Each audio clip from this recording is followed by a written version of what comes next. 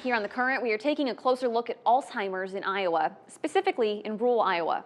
Across the state, about 11% of people ages 65 and older have Alzheimer's. However, you find higher rates in rural counties. In fact, in these four counties, Monona, Mitchell, Osceola, and Ringgold, nearly 13% of people 65 and older have Alzheimer's.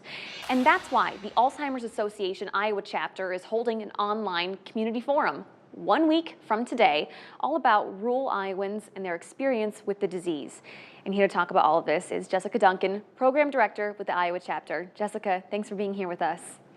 Yeah, thank you for having us. We really appreciate getting the word out to families that could help us get a better look at what the barriers are and make sure their voices are heard throughout this forum coming up on January 30th at 11 o'clock. Well, let's start with those barriers and the reality for rural Iowans. What are some of the numbers you have for counties around the Quad Cities?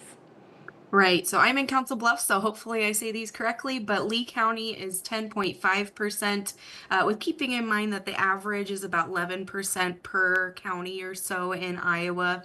Henry County is 10.9%, Louisa is 11.1%, Des Moines County 11.1%, Muscatine 10.5, Scott 10.9, Clinton 11, Jackson 10.9.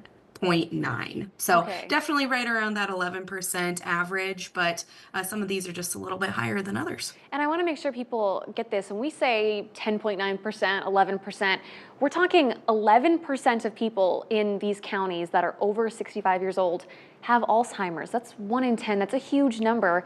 I got to ask you, why do rural Iowans face more challenges when it comes to this disease?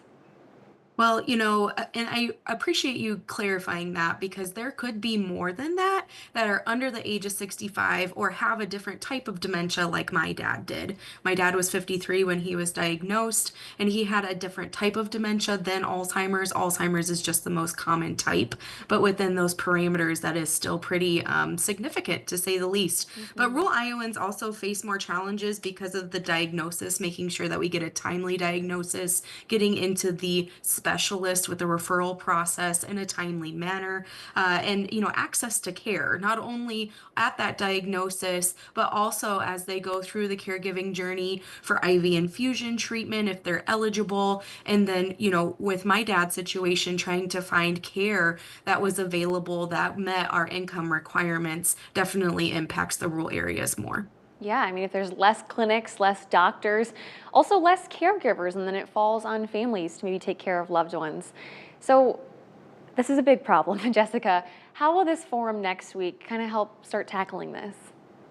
Well, we wanted to definitely include the public, so there'll be time for input, stories, things that we're seeing in the Iowa area at the end. But we made sure to invite some of the people that have seen this first and foremost.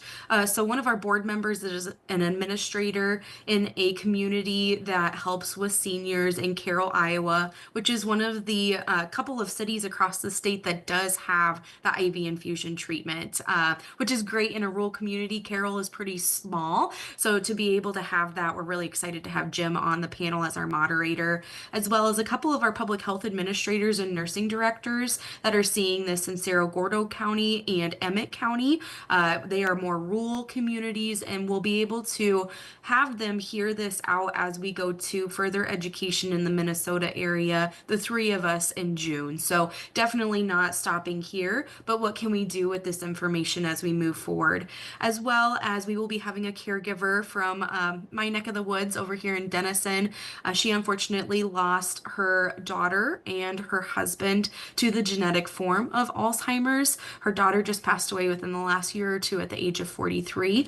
And so being able to find rural opportunities for her, especially at a younger age, on top of everything else, was definitely impactful. So we really appreciate to have a caregiver's insight to that as well.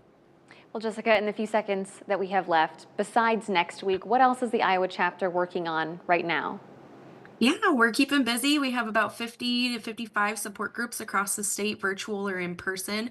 We have possibly five more in the Quad Cities area that are starting really, really soon. So if people can reach out, my email address is jsduncan, Duncan, at alz.org. And people can also reach out to our care team line at any time. They'll never talk to a robot. It's 800-272-3900, and they can help with any educations we have coming up. We do have another education coming up on February 20th at 11 o'clock. If you want more information, go ahead and email me and I'll send you the free link. All right, Jessica, thank you so much for joining us here today. Have a great day.